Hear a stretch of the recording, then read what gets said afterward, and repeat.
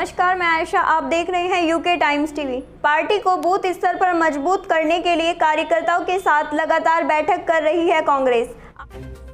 कृषि कानून, बेरोजगारी, महंगाई आदि मुद्दों को लेकर कांग्रेस 2022 चुनाव में मैदान में आएगी। वहीं 2022 में हरिद्वार की सभी सीटों पर कांग्रेस जीत हासिल करेगी। उक्त बात रुड़की ग्रामीण के प्रभारी याकूब सिद्दीकी ने कही।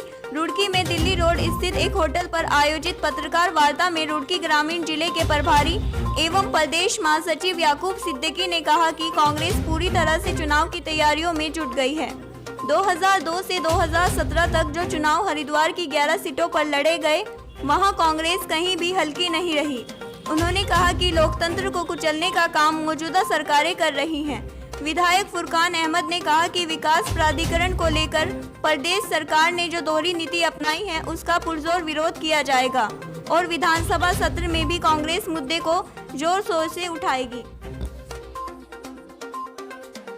अखिल भारतीय कांग्रेस कमेटी ने तमाम विधानसभा में अपने प्रभारी नियुक्त किए हैं। अखिल भारतीय कांग्रेस कमेटी का मंतव्य ये है कि हम बूथ स्तर पर, ब्लॉक स्तर पर कांग्रेस को किस तरीके से समन्वय स्थापित करके मजबूत करने का काम करें। और इसी परिप्रेक्ष्य में अखिल भारतीय कांग्रेस कमेटी ने जिला प्रभारी भी नियुक्त किए हैं। जिला प्रभारियों की जो जिम्मेदारी है वो वरिष्ठ उपाध्यक्ष और वरिष्ठ जनरल सेक्रेटरियों को दिया गया है। हम उसको ग्रास रूट पर हमारे विधानसभा प्रभारी और हमारे तमाम जो पार्टी के कार्यकर्ता हैं उनसे हम लोग संवाद कायम कर रहे हैं और उनसे संवाद कायम करने के बाद हम पार्टी किस तरीके से मजबूती की ओर बढ़ेगी। पार्टी के अंदर जो हल्का फुल्का जहन में ये रहता है कार्यकर्ता को कि उसकी किसी तरीके से उपेक्षा हो रही है, उन तमाम बातों को हम मद्देनज़र रखते हुए उनमें संवाद कायम करेंगे और निश्चित तौर पर पार्टी ग्रास रूट पर काम करने के लिए अब कमर कस चुकी है। देखिए, ग्रामीण जिला अध्यक्ष के लिए हमने अपने विधायक गणों से बातचीत कर ली है, अपने कांग्रेस के बड़े सीनियर नेताओं से बातचीत कर ली है। जो प्रदेश नेतृत्व है जल्दी इसमें निर्णय लेने जा रहा है।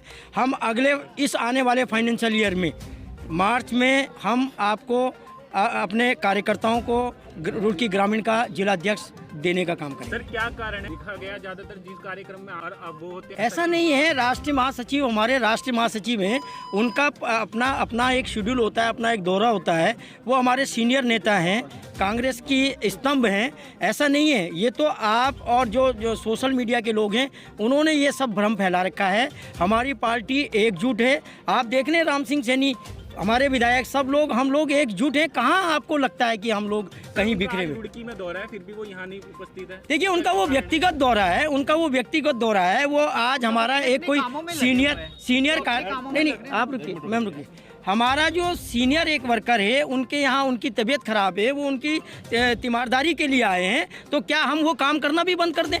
भाई, हम अपने वर्कर के घर जा रहे हैं, उनका बड़प्पन है। पार्टी के कार्यकर्ताओं के लिए प्रसाद। देखिए साहब, आज उनके जो कार्यक्रम लगे हुए हैं रुड़की में, जो उन्होंने कहा है, वो हमारे एक कार्यकर्ता के घर पे जा रहे हैं। वो 5 बजे जाएंगे।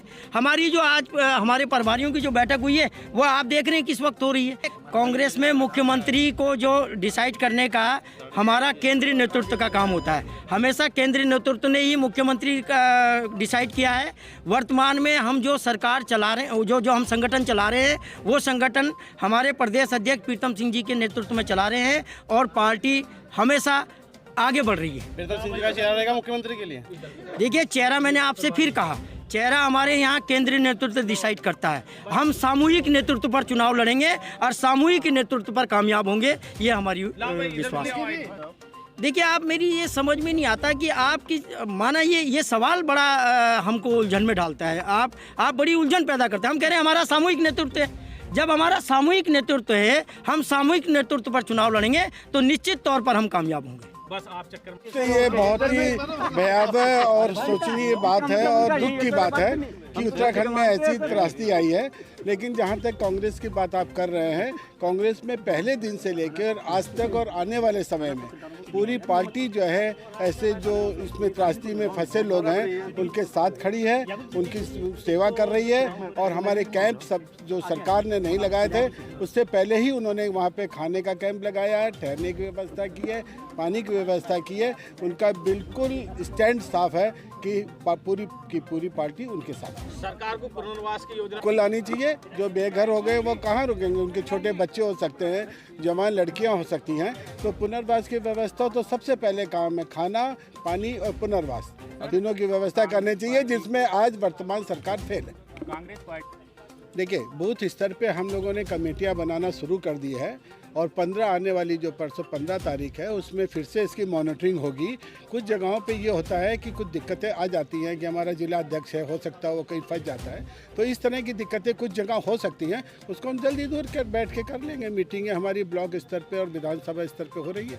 अगर मुद्दे हैं आपके जो चुनाव लड़ेगा तो लोकतंत्र में लालच देना एक भ्रमित करना होता है। ये आपने कहा था कि लालच के चक्कर हाँ, में 70% तो जनता वो ने वोट उनका मामला था, भाजपा का मामला था, उसमें वो भ्रमित होकर के उन्होंने वोट दिया और जिसमें जो वोट देने के बाद वो पछता रहे हैं कि हमने जो भाजपा को वोट दिया वो गलत दिया।